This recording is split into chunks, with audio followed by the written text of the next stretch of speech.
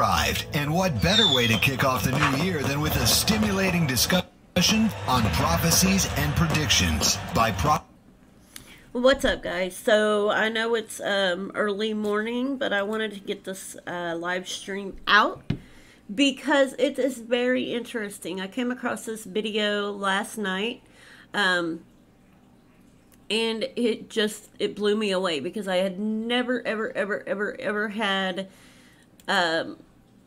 I've never seen anything like this in my entire life. And so I wanted to play this for you guys because it's so, I don't know, it's just very odd that these things are happening, and it's just crazy. A man by the name of Ingersoll Lockwood, he was born in 1841 and he died in 1918. In 1893 and 1896, he wrote 2 books. He was a prophet, basically, like Edgar Cayce, Nostradamus. He wrote 2 books, one which was called Baron Trump and his Marvelous Underground Adventure. And then in 1896, he wrote another book that was named The Last President. And in the Baron Trump book, it talks about a boy, a rich boy in his life, and how he lived in the what was it called? The Great Trump Castle. And then there was the book that was in 1896 that was written, talks about the the masses of people being led by socialist Antifa, and how the first thing to go down would be the hotel or the mansion on 5th Avenue in New York. So I want to play this for you. This comes from a group called The Edge of Wonder. The channel name is Edge of Wonder on YouTube, and they have a video of prophecies and predictions for 2019. So yeah, I want to get into this video right here, at least this part of it, as well as the newer guy, I can't remember his name, the newer guy that has been doing the prophecies. I believe it's Mark Allen or something like that. But let me play this for you guys because it is absolutely insane how crazy this man right here, his predictions are. Just listen to this, guys. That many have been drawing parallels to in recent events. Lockwood wrote Baron Trump and His Marvelous Underground Journey, which published in 1893. It outlines adventures. 1893, guys. This is over 100 years ago. Okay? Over 100 years ago. Of a rich young boy named Wilhelm Heinrich Sebastian von Trump, who lives in Castle Trump in New York, and has a mentor named Don, known in one of the books as, quote, Masters of All Masters. What the heck? Well, guess what? Most of you probably already know that President Donald Trump's son is named Baron William Trump. Lockwood also wrote in 1900 or The Last President in 1896, and its plot will definitely seem awfully similar to the modern day events or events to come. Mobs of vast size are organizing under the lead of anarchists and socialists and now I want to read this to you guys as well because I want to put into context so many years. What this means. Mobs scream. Mobs of vast size, the caravans, are organizing under the lead of the anarchists and socialists.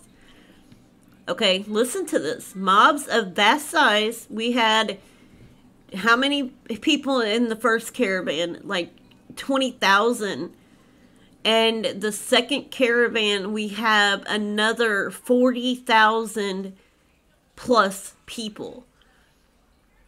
Okay? They're organizing, of course they are, under the lead of anarchists and socialists. Who is that, guys? Anarchists and socialists? George Soros? Democrats? Antifa? And threaten to plunder and despoil the houses of the rich who have wronged and oppressed them for so many years. The mob screams, "Down with our oppressors, death to the rich man." What are the people in the caravan saying? We're going to take back our land. This is our land. You took our land. You stole our land. The guy, Guerrero, or what was his name? Guerrero Alfonso Ulloa, the guy who blew up a Chinese restaurant in Honduras in 1987, injured 6 American soldiers. They want our military out of Honduras, is what they are saying. They want the military out. They want everything out of the United States. Death to the rich man. This whole thing right here, mobs of vast size are organizing under the lead of anarchists and socialists. What is that? It's insane, but it gets even crazier. Listen to this. Down with our oppressors, death to the rich man. It also says the Fifth Avenue Hotel will be the first to feel the fury of the mob. Well, that kind of sounds like Antifa. Yeah, I mean, very similar.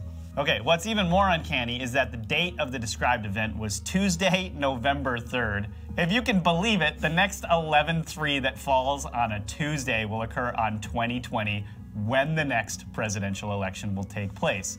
It says, that was a terrible night for the great city of New York, the night of Tuesday, November the 3rd, 1896. After being elected, the president appoints a man to his cabinet with the surname of Pence. Pence! I mean, this is so bizarre. It's so specific. And 1896. Yeah, I know. More of a stretch. The president's... Okay, so it says in 2020 that he elects, well, when the book was written in 1896, it said it was a terrible night for the people of New York, which it was, because the people threw a fit. The Antifa people threw a fit. So this kind of throws in with both stories. He elected a man to his cabinet with the surname of Pence. The book was written in 1896. How in the heck could it have been this freaking accurate? And now, I'm not one, I mean, I love to dabble in, like, Nostradamus and stuff, but this guy, this Ingersoll Lockwood, he is right on the money. I mean, he is right on the money. Antifa and Democrats crying and burning the American flag the way they did when Trump was elected president. I don't think that he meant 2020 like these guys are saying, because when President Trump was elected in 2016 was when Mike Pence was, he was elected to the cabinet of Donald Trump. So I think they need to kind of reword that part right there. But these guys are wrong, not the guy who prophesized it. But it gets even crazier. Listen to this. Best friend Tillman is omitted from the list of names in the appointed cabinet members.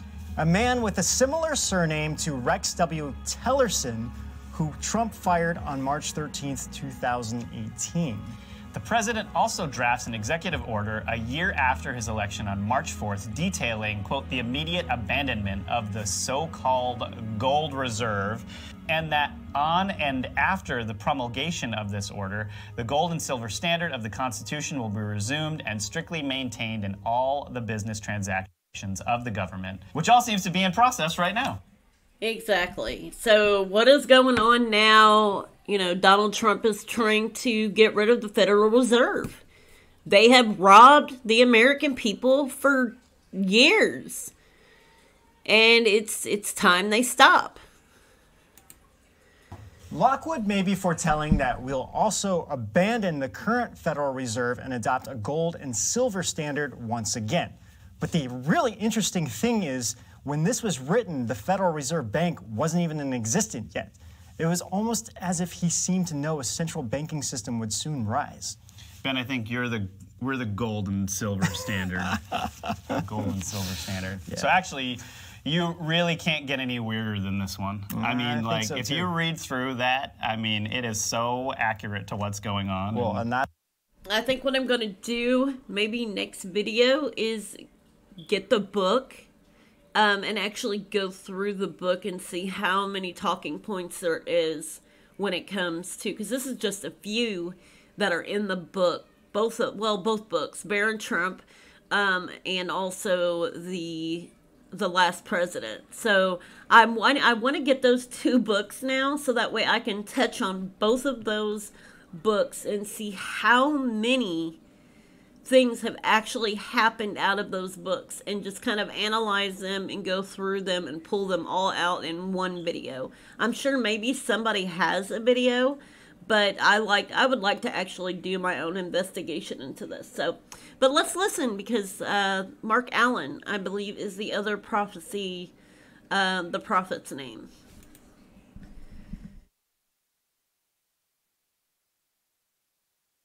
That's where people hint at the point where, is Trump a time traveler? We'll go there maybe in some episode. Not yet. Not for this one. Yeah, we'll have to combine The Simpsons into that episode. Ooh, I'm sure you guys would like that. All right, let's get into the next one. That was another odd thing with The Simpsons, and we all know that The Simpsons have prophesized a lot of things that have happened, from hurricanes to Donald Trump's presidency. There was a couple of other things. I'll have to look up a video when it comes to The Simpsons on how many things that that's been predicted in The Simpsons, and it's just really odd stuff. So let's keep going. For those who might be unfamiliar with his work, Edgar Cayce, known to many as the Sleeping Prophet or the father of holistic medicine, became the most documented psychic of the 20th century. Many of the prophecies that he predicted have been fulfilled. He conducted psychic readings to thousands of people over the 40 years of his adult life, diagnosing illness and looking into people's pasts and their futures. One of Cayce's prophecies that came true is the stock market crash in 1929. 4 years prior, in 1925, Cayce told a young physician that he would acquire a great deal of money and told him to exercise caution and discretion because of adverse forces that will come then in 1929. He also predicted World War II and even names the countries and how the Nazis will be at the center of it all. The discovery of the Dead Sea Scrolls, partial discovery of the lost city of Atlantis, which happened in the 2000s, and even a pole shift. Yeah, and in relation to the shifting of the poles, the question was, quote, what great change or the beginning of what change, if any, is to take place in the earth in the year 2000 to 2001 AD? In response, Cayce said, when there is a shifting of the poles or a new cycle begins. Now, we know the Earth's poles are currently shifting, however, no one seems to know when exactly it will take place.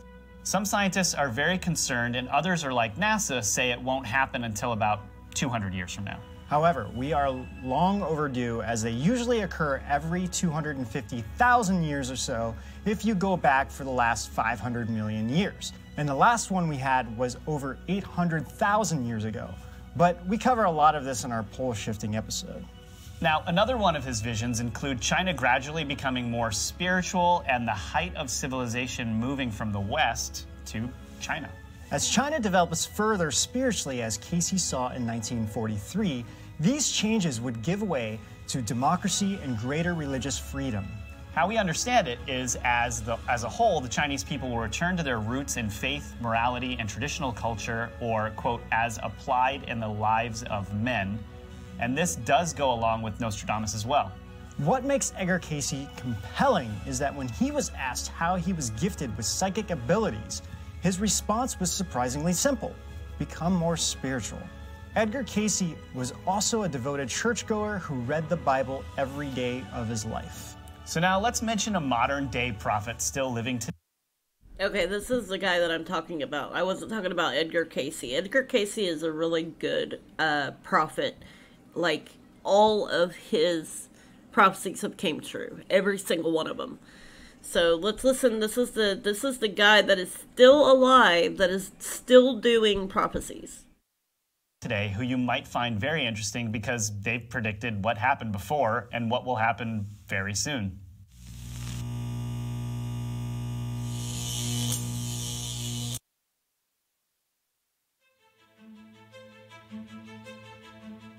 I've been fascinated by how prevalent this bull.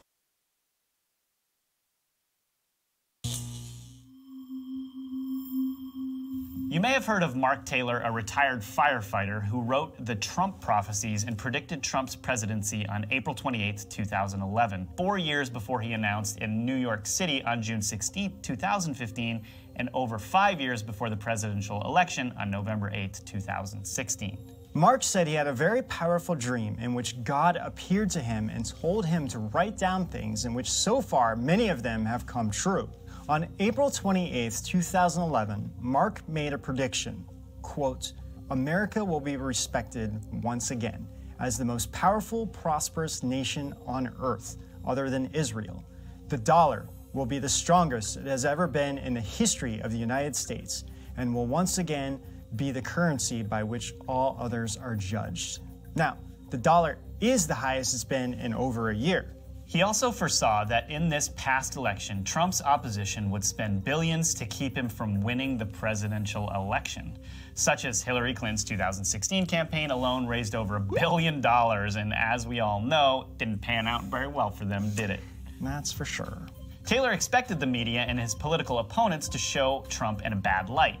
Well, it did happen. Trump got an estimated $5 billion in free or earned media, according to data from tracking firm MediaQuant, and none of the accusations stuck or amounted to much. Well, he's got a bunch of other prophecies, some of which haven't been completely fulfilled yet. On October 7th, 2015, that's my birthday, he wrote that, "The Supreme Court shall lose 3, and my president shall pick new ones directly from my tree." So get this, guys. 4 months later, Antonin Scalia passed away on February 13th, 2016, to be succeeded by Associate Justice Neil Gorsuch. On February 24th, 2016, he updated the prediction about the court and says that 5, that's right, 5 Supreme Court justices will be appointed by my new president, my anointed. And here's a big one. He also added that Roe versus Wade will be overturned. Whoa. That's big. So we all heard the news by now. Anthony Kennedy retired on July 31st last year. Trump appointed Brett Kavanaugh, and then Associate Justice Kavanaugh was sworn in on October 6th. So here's the exciting part. Mark Taylor has a few prophecies that haven't come true yet, but if he keeps up his track records, some pretty mind-blowing things might happen. On October 19th, 2016, he foresaw that America and Russia will band together and fight against the New World Order in the form of ISIS, the Illuminati, globalists, and the elite. It's kind of what's happening. So do you know how the Democrats always, it's the Russian thing. Like they're so obsessed with this Russian collusion and Russian bot and Russian this and Russian that and Trump's being led on a string by Putin and Putin's running the country, and that's not it. If you look back from when Obama was getting ready to leave the presidency, and I can guarantee 100%, had Hillary become president of the United States, we would have been nuked. We would have been toast, fried, lost, gone. But because things play out for a reason, and that's the thing people need to stop and think. Things happen for a reason. Things happen for a reason. And if these prophecies were written, then they must happen. It's that simple. We're not being led on a string by Putin. We're not being controlled by Putin. We're not, there's no collusion. Trump became friends with Russia because of the things that Hillary did. Hillary depleted the United States of uranium-1. Depleted us completely. And we didn't have a choice but to at least become somewhat of civil friends with Russia. And so Trump looked at for the good of the United States, not for the good of his pockets, not for the good of this. Do you think a rich man like him really needed to become president? To be rich? He was rich. He had a life. Now all he has is mainstream media dogging him.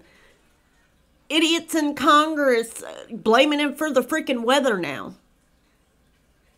Do you think he really needed that? Would you leave a life of luxury and happiness just to become president and be ridiculed and pointed the finger at and blamed for every single problem that there is? He's not the problem of any of this. Most of the problems that existed that they're blaming him before... Sorry, guys. The problems that existed were problems from before that he's trying to fix. They're trying to blame him now for the hurricane and the emergency services that were for the hurricane that happened in Puerto Rico. Do we really want to go there? Look at Hurricane Katrina and how many people lost their lives. That was absolute ridiculousness. For that type of destruction and death to happen in a hurricane in the United States, as much money as there is, as much power as there is, none of those people should have died. They blocked off the entire bridge and wouldn't even let people get out of there. People were floating in the streets. How ridiculous is that? For something like that to happen in the United States that would happen in a third world country? It's absolute ridiculousness. It's ridiculousness. And that's what I'm saying.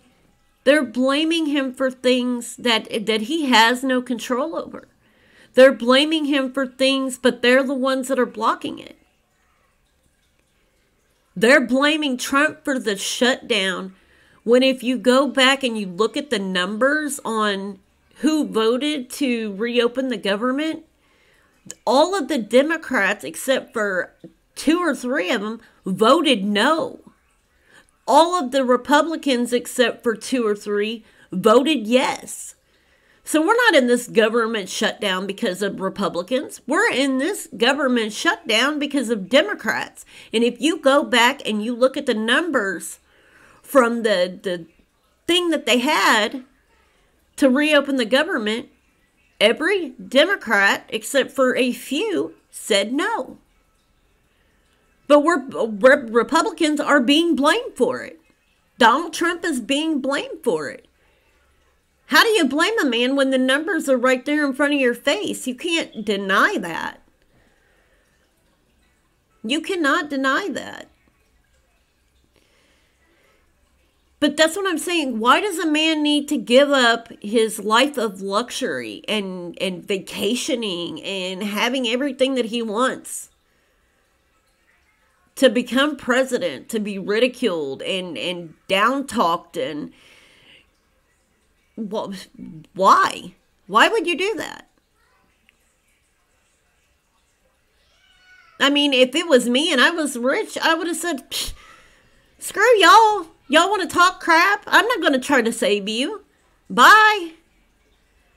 People aren't stopping to look at the big picture, that he didn't need to become president to be rich. He didn't need to become president to be famous. He didn't need to become president for any reason. He became president because he wanted to save the country. He wanted to make America what it should be. And that's what people aren't seeing. There's no reason that man needed to become president. And I would have walked away by now from all of it. Being called Orange Man bad and Cheeto and Dorito and all this and that, simply because he's not a politician. He's not into politics. He's a businessman. And that's what they don't like about him. He didn't need celebrities to pay him for his campaign. He didn't need anybody's money to campaign for president because he had his own. The man doesn't even get a paycheck from the taxpayers except for $1 a year. He donates it to charity. I'm sorry, but if I worked for people and does what he does, I'd be expecting a paycheck. And even more so, being brought down and ridiculed like he is.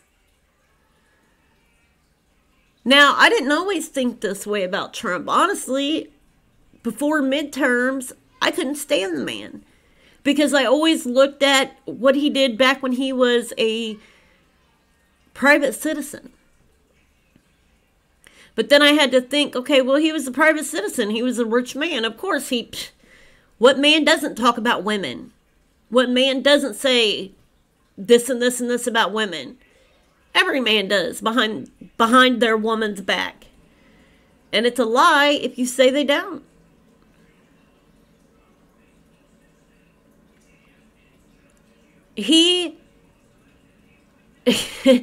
These Democrats, well, we're going to impeach the mother effer.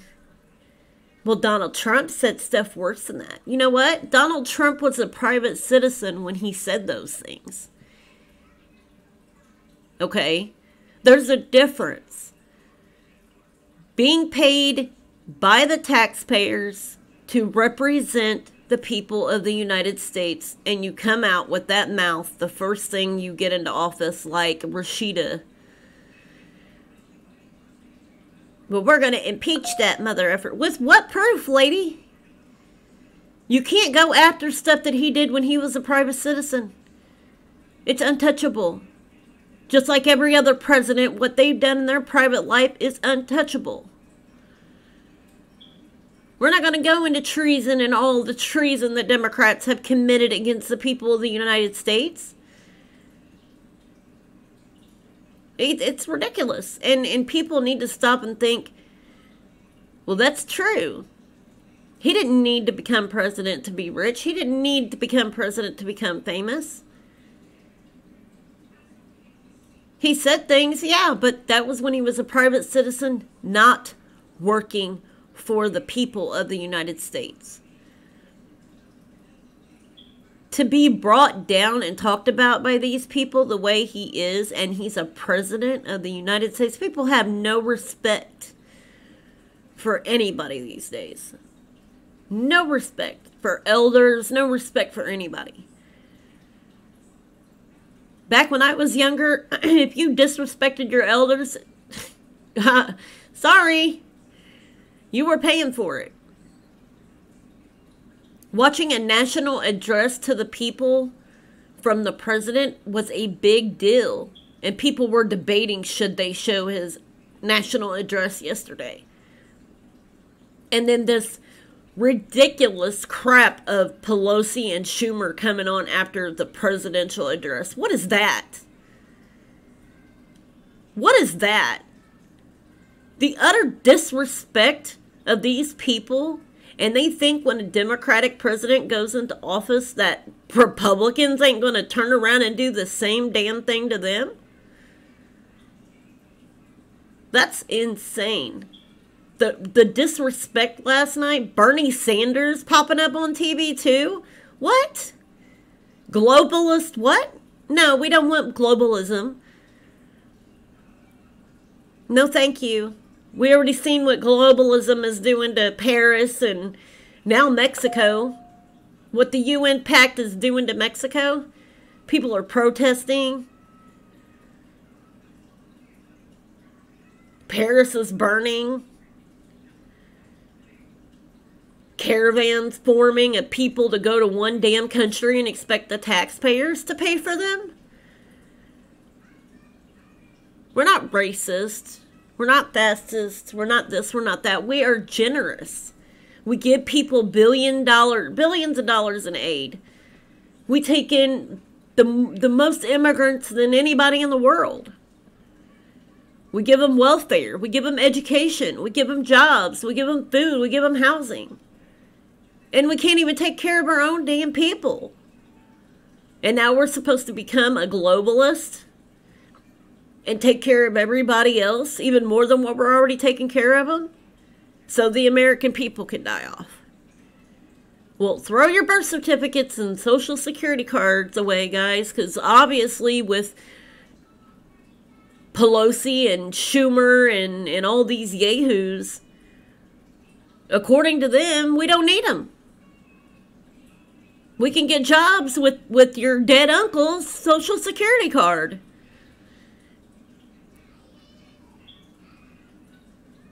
People need to wake up for real, because I'm glad.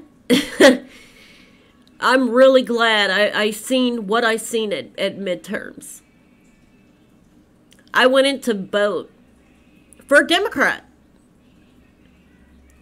and watched DACA, who have driver's license, by the way, because of the Democrats, registered online.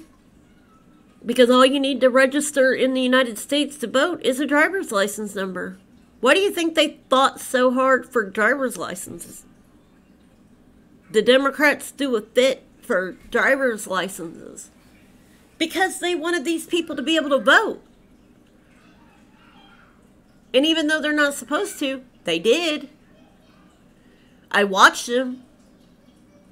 There's video. So why is this being allowed to happen? Where do we put our foot down and say enough? Because had it been DACA voting for Republicans, Democrat would have been throwing a fit by now. They would have been yelling treason and check the votes and do this and do that. But the shoe is on, and it's on their foot. They're getting the power from it. So, of course, they're going to be all gun-ho about it.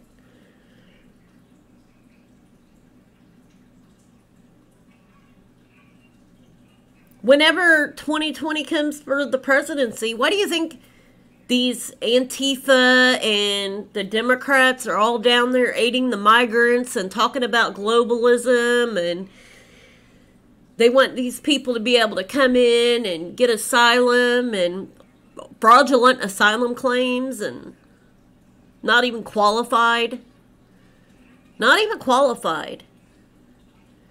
But they're going to be caught and released because the Democrats block everything. Then we get stuck paying $3,000 a month for each family that comes in. Plus food, plus education. It's ridiculous. It really is, guys. I mean, had I not seen what I seen at midterms, I would still be over here in in Trump derangement syndrome land. But I tell you what, in 2020, when it's time to go vote, I'm going to load up everybody I know. I'm going to go downtown to the homeless shelters, and I'm going to tell every single one of them, if you want to get your ass out of these shelters, out of these tents, and off the side of the road, then you need to go and vote for Trump. Because if you vote for Democrats, your ass is going to be in that tent for the rest of your life while their precious illegals are getting Section 8 housing, pushing homeless Americans down lower on the list. 10 years. There's a list of waiting people for 10 years. And if you sign up when they have these little 3-4 year sign up things and you don't cut it to the first 500 people, you're thrown out again. And then you got to reapply again in 4 years. Who do you think's the first people to get those? The fraudulent asylum seekers that come here for jobs that the Democrats are down there throwing a fit to let them in, even though their claims aren't valid?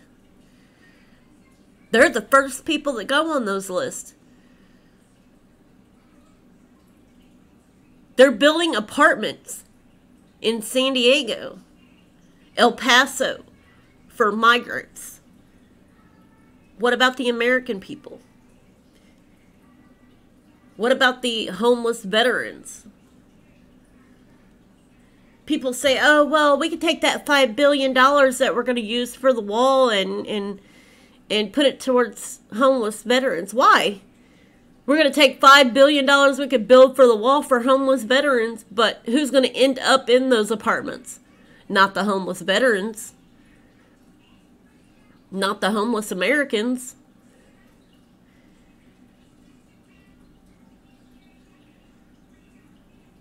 I told y'all yesterday, Melinda, my friend Melinda called a homeless shelter, a shelter, and told them that a veteran and his wife in wheelchairs were sleeping in a van in the cold. She found their number online and wanted to know if they could help these people.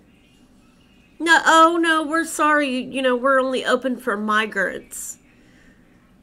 Excuse me? So you're going to take people that hop the fence illegally, have fraudulent asylum claims, over somebody who fought for your freedom to do what you're doing right now? No. These people need to be turned in for racism and discrimination, because that's illegal. And if the shoe was on the other foot, they would be doing it. It's ridiculous. And people aren't seeing this. How do you not see this? You got thousands of Americans online voting to these, or donating to these shelters. But not one of them damn people have went downtown and handed a blanket to a homeless person. Oh, well, those homeless people are down there doing drugs. Well, what do you think those migrants were doing over in Mexico? Because there's video. They just were thrown out of another shelter because of drugs. Christmas Eve and Christmas Day, the police had to go to this shelter in Mexico where the migrants were. The people that are fleeing violence, the people that are hungry and starving and refugees, the Mexican police had to go down there. And the Mexican police were attacked, trying to be disarmed by migrants who were drunk. It's crazy, I get that. But if you're fleeing violence and you're starving to death, you're looking for asylum in America because you're starving and you're fleeing violence. Why are you drinking? Why are you getting drunk? Why are you doing drugs? Really? See, that's where mainstream media is blinding people. They're not telling people that Mexican police had to break up migrant fights and they're trying to disband or dismember. Wow. They tried to disarm the police in Mexico. They didn't show that on the news here. They're not going to, because that takes away from their agenda. That makes the migrants look bad. Why do you think they didn't show Corporal Singh's murder and funeral? Because that takes away from their agenda. That makes the migrants look bad. Why do you think they didn't show most of the border being raided by all of those 500 plus migrants that day? Because it takes away from their agenda. They showed a choreographed picture of a mom getting tear gassed, but they didn't show the migrants throwing bricks and rocks and bottles and all of that. They didn't show them throwing that at Border Patrol. They didn't show what happened at the Guatemala-Mexico border, because it takes away from their agenda. It makes the migrants look bad. And that's not what they're for. They're for these people getting in. And then when they get in, they're going to turn around and say, Trump's fault. Trump's fault. He let them in. No, you let them in. You caused this crisis. You brought them here. You paid for them to get here. You're across the border aiding them to get in here. You're blocking laws for them to get in here. Not Donald Trump. Donald Trump's trying to fight it. The asylum proclamation, blocked. SCOTUS, I don't know what the hell he was thinking. He must have been paid off by people too, or just got shitty at Trump's statement that he made about, him saying, well, this is Obama's court. That's the only reason he blocked that law. Not because it was against the law or unconstitutional. It was because of Trump's statement. So if we're governing now by statements and what we think about each other. That's what we're governing now by. We're not governing by the Constitution. We're not governing by the laws, the Bill of Rights, what's supposed to happen. We're governing under what we think about somebody. Or what somebody said. Or how somebody looks. Or what color shit they took that day. Is that really what's happening in this country now?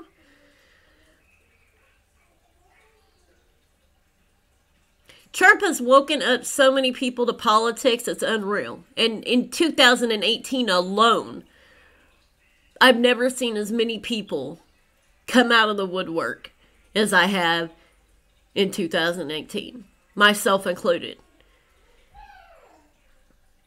And the bigots and the hypocrites of the world have been, they're there. The Democrats sound like a bunch of CNN bots. Everything they say is exactly the same thing as what CNN says. And then they say we sound like Fox News. No, we don't. We have facts. We have proof. We have video. We have people actually down across the border. We have people down at the border. We have people in Mexico that are bringing us facts. We don't need Fox News. We don't need CNN. We don't need MSNBC. We got people down at the border.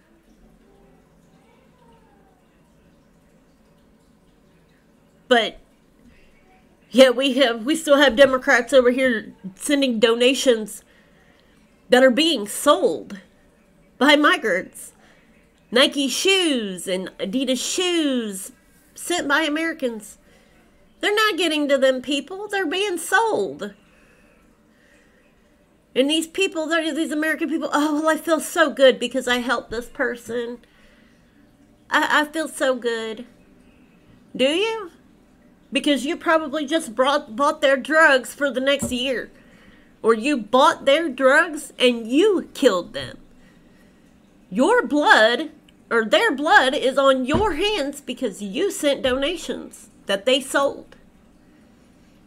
You heard Blue in the video that I posted yesterday about the donations being sold, about how they were saying the Americans sent all these boxed Nike shoes and Adidas shoes, and they were telling people, put them in the bottom of the bag, put some trash on top, and go sell them.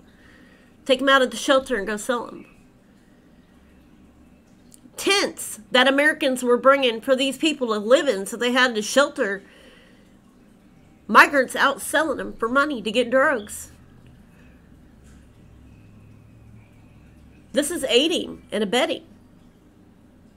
So we have American citizens now aiding and abetting illegals, drug use, alcohol use, being smuggled into the country by coyotes. Americans are aiding that. American citizens sitting over at a shelter in Mexico telling the Mexican police that those people don't have to leave. There's no electricity, there's no water, there's nothing. And these people, they stand down there, and it's the funniest thing because they have not a clue why they're standing there. All of the people that protest in the streets for this globalism and Democrats, and I'm not going to say all Democrats, and I'm not, because I had a Democrat in my comment section about a week ago, and they said it's not all Democrats that feel that way. There are Democrats that don't believe in globalism, and they want the wall. They want secure borders. So let me reiterate what I'm saying. The Democrat globalist, because there's a difference. You have Democrats that are nationalists, that want closed borders, that want secure borders, and they're voting for Democrats because of health care. There's a big difference. But then you've got to look at the big picture of, okay, I'm voting for Democrat for this, but it's ultimately going to affect this. So there's got to come a time, like I did, when you step out and you look at the entire picture of, okay, Republicans want this, and I don't agree with this. But I agree with this, which is an even bigger problem. So is this bigger problem that the Republicans are taking care of going to eventually fix the problem that they don't agree with? That's the thing. You got to kind of put a priority at different issues. People threw a fit over them not getting Obamacare. That was one of the big issues with Democrats losing Obamacare. Like I said, some of the Democrats that are nationalists that want secure borders, but they want their Obamacare too. So they're caught in the middle of, do I vote for a Republican or do I vote for a Democrat? Because I agree with what this guy says, and I also agree with what this guy says. Which one do I pick? And you got to look at the bigger issue. If I go with what the Republican says, and we close the borders with the wall, less illegals are sending money to their country, less illegals are here on welfare, billions of dollars that are being used in education and food and this and this and this for illegals, and prison stays for illegals. All that money could start a better healthcare system for Americans. All the money that we're using for illegals could go towards another healthcare program, better healthcare for American citizens. So that's kind of the way you have to look at it. You can't just, oh, well, I agree with this, and I agree with this, but I don't agree with this, so I'm going to go ahead and I'm going to pick this person because I agree with that more. You got to look at the entire whole picture of it all. You can't just, oh, well, I like that. Oh, well, I like that, so I'm going to vote that. Your vote really does mean something. And you really need to make it a priority of what you want. But while you're looking for what you want, make your priority the big picture and not just pick and choose what you like. Because in the end, is that person really going to fulfill what you want? And is it even possible to fulfill what you want? You've got Democrats that are saying health care for all, but open borders too. You can't have it that way. You can't have it that way. If you want health care for every American citizen, then you can't have open borders because it's just impossible. Where's the money going to come from? Where's the money going to come from? Ain't going to happen. Impossible. So you got to think, okay, well, can they even do what they're saying they're going to do? Just because it sounds good doesn't mean that it can happen. So you got to go to the next thing. Well, the Republicans want to close the borders. They want to stop illegals from getting welfare. They want to stop this birthright citizenship BS that I can't stand, that is ridiculous. It's unconstitutional, for one. Subject to the jurisdiction thereof, an illegal citizen is not a citizen of the United States. They are a citizen of their country. They're subject to the jurisdiction of their country's laws. According to the laws in their country, when a child is born to that citizen, that child is also a subject to the jurisdiction of their country's laws. Just like an American citizen, when they give birth abroad, that American citizen is still subject to the jurisdiction of the United States law. So is their child. So why should it be any different? Because an illegal is on United States soil. Because they're subject to the jurisdiction of their laws. So is their child. So birthright citizenship is unlawful. Birthright citizenship was meant for black slaves and their children. It wasn't meant for illegals to hop over the damn fence and give birth 2 seconds after they get here. You think our forefathers were that dumb to sign something like that?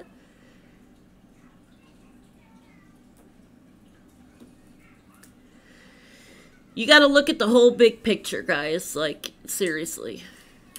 You got to look and see if those things that the Democrats are promising are even possible without the things that the Republicans would do. Because open borders and globalism, there's no way in hell that you can have health care for all. No way. So you got to go with the bigger picture. So let's close the borders.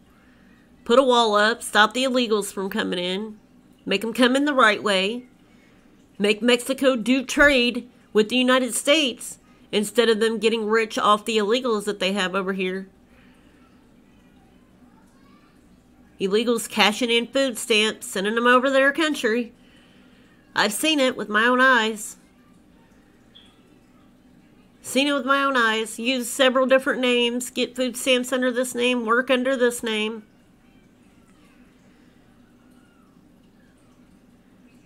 get food from the food pantry, take it to the flea market and sell it.